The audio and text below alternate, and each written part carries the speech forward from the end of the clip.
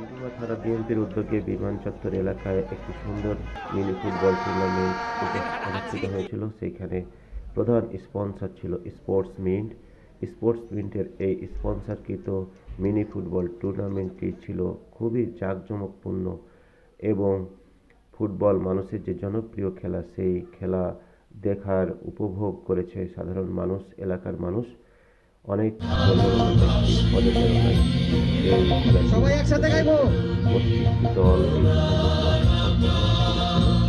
এবং sports mint এইরকম বড় বড় স্পন্সর করবে বিভিন্ন ক্রীড়া প্রতিযোগিতায় বলে আশা করি, এবং যারা আয়োজন করেছেন তাদেরকেও ধন্যবাদ।